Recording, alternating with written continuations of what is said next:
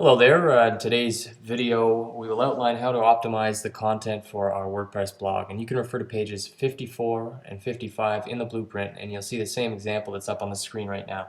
So before I actually go through the example here, what I wanted to do is just make sure that everyone is clear on the structure of the blueprint sites.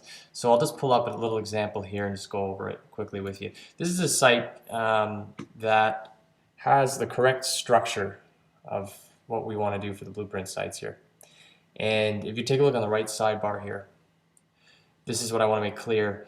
We have posts here and we have pages. Within WordPress, we can create posts and we can create pages.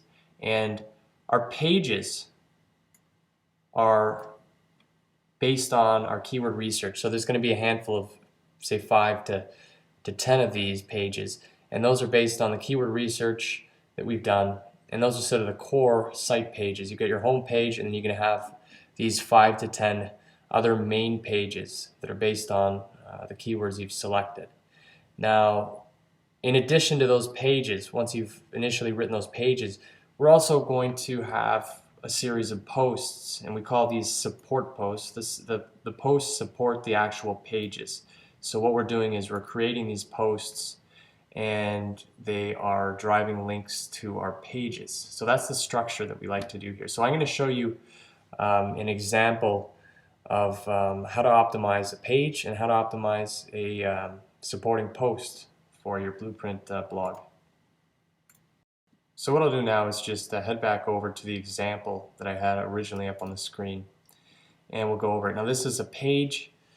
This is a page on your site as opposed to a post. So this is going to be one of the main keywords that you've researched. And starting out here with the title, you want to make sure that's your keyword phrase. Normally I don't add anything to it. I'll just leave it as the exact keyword phrase that I'm trying to rank for.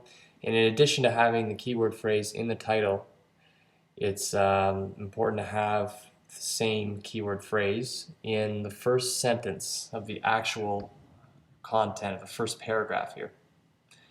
And after that, we want to aim for the keyword phrase within the article body at least 3 times. You'll see here it's in there 3 times. 2 to 3 depending on the size of the article. I mean, if your article is only 300 or 400 words, you don't need it in there 3 times. If we're looking at like a 500 word article, then it would be advisable to have it in in the article 3 times. Depends on how many paragraphs you have and how much content, of course. And in addition, the keyword phrase in the last paragraph is another one that we aim for. So that's essentially it. It sounds simple enough. But simple can be effective. And again, this way you're getting the keyword in the content enough, but it's not looking too spammy. So the next example that I'll show you guys is a supporting post.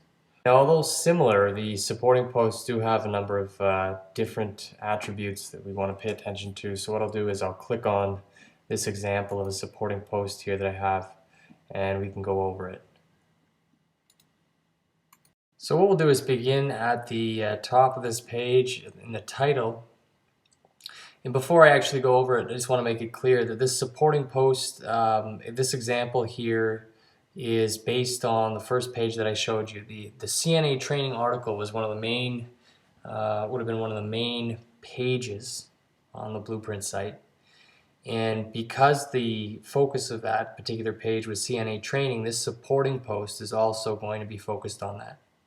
So the content of your support posts is always going to match that of the page that you're supporting. So in this case, since CNA training is the topic of the page that we're supporting, we're going to make sure that we have that keyword phrase within the title. And another thing that makes these support posts different than the pages is that we want to make sure we get a link, and that link is going to go back to the supporting page. Having that link in the first sentence is ideal, and we obviously want to use the anchor text of the keyword phrase that we're trying to target for our main page. So those are the two most important things. And going further on down here, you'll see we've dropped a couple of other links in this particular example. We won't do that all the time. What we do is try to change things up just for variation, try to keep things looking natural. So sometimes for these supporting posts, we'll include links to other posts, sometimes to other pages, even sometimes to categories of the site, and occasionally to external websites. And again, this is just to make things look natural and realistic. Going further down the page here again, what we want to do is similar to the pages is try to get the keyword phrase within this particular article 2 to 3 times depending on the size of the article. Obviously if it's 300 words or less, you won't need it more than 2 times. If it's 400 to 600 words, you can definitely get away with 3 times, possibly even 4, but that may be pushing it. And we always want to get the keyword phrase within the last paragraph. What I'm going to do next is log into the administration area of my WordPress blog, and I just want to show you a quick example or outline of this just to make sure it's clear. Now, if you're familiar with WordPress, you may not need to you may not need to view this. If you haven't used WordPress, this will help make things more clear. So if you look on the left sidebar over here, you have posts and pages.